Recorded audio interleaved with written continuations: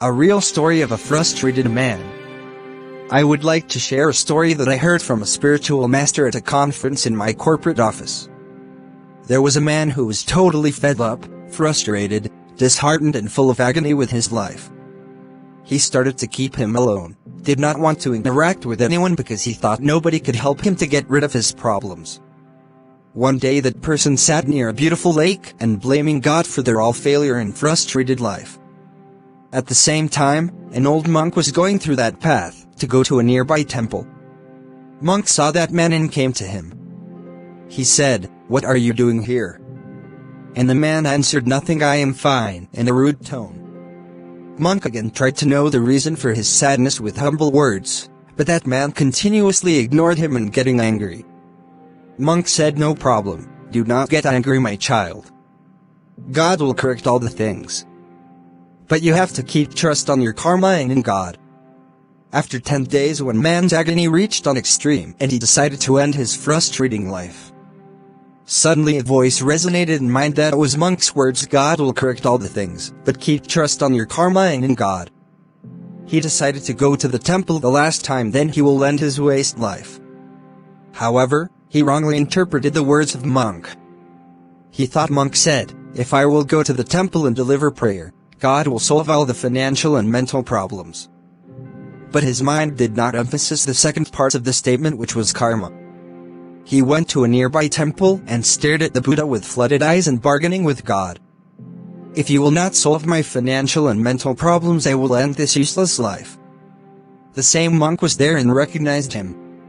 He came to him and gently asked, "My child, what happened to you?" The man couldn't stop himself to share his agony and plight. He explained to the monk that he is a graduate, but still I am jobless and nobody loves me. Now I have no courage to bear this frustrating life. That is why I came here to the final complaint to God. If God will not give me a respective job, then I will end my frustrating life.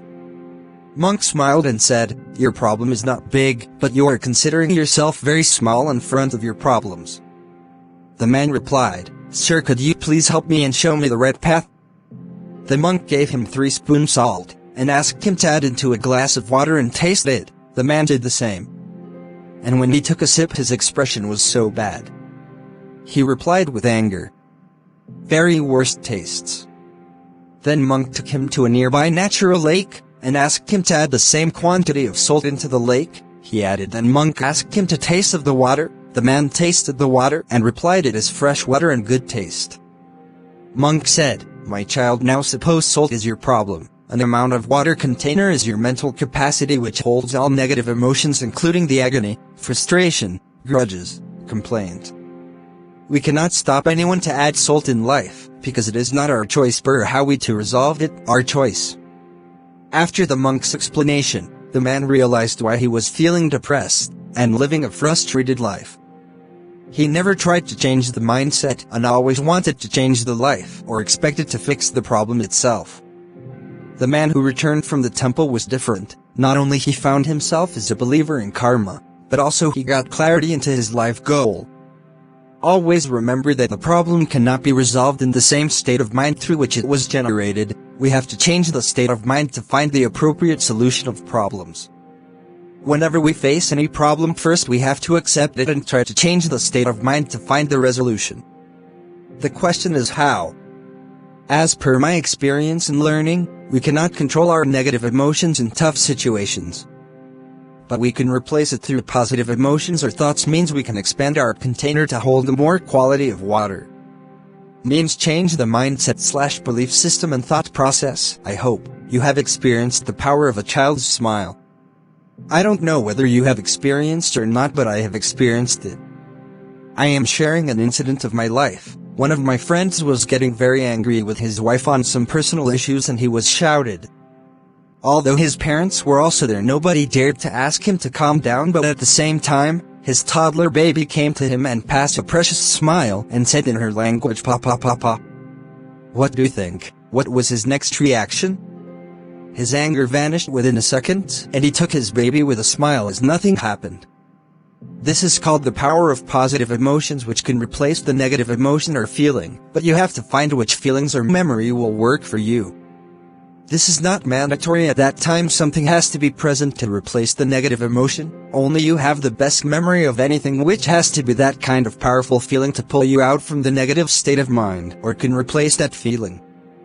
Nobody can get rid of our problems in the real world, but if we expand our container so that we can reduce the consequences of the problems. How can we expand our thought process or mindset? We should include a few things into our habit: reading motivational books and autobiography of successful people to get access to learn how he/she became successful in his life, watching motivation videos, spiritual practices including meditation and yoga. Do something every day to gratitude. It magnifies positive emotions. An example of gratitude is how someone would feel if their friend did something exceptionally nice for them. Keep your courage and face the battle. God bless you. Please like, subscribe, share and comment. Thanks for reading.